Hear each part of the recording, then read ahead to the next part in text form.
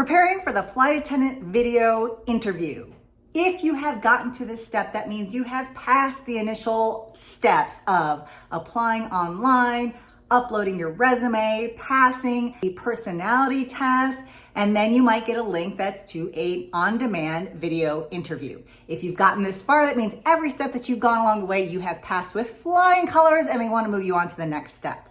How do I know all this? Because I've done it myself. And I'm also a flight attendant for major airlines. I also was a flight attendant back in the late 90s. So I have a little bit of experience with this.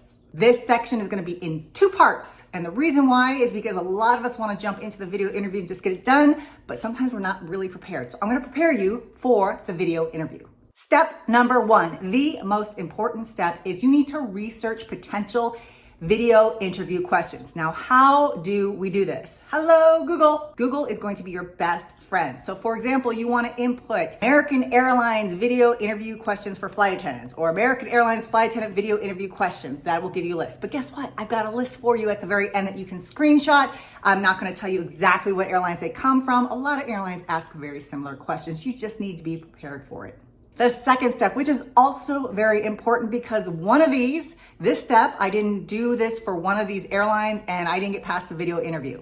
And it is understanding the airline's culture. Each airline has its unique culture and values, and you need to know what they are. What is the mission? What is the vision? What is its customer service philosophy? You need to know that. The question I got when I was applying for one of the airlines way back when was, how would you fit in with blank's culture?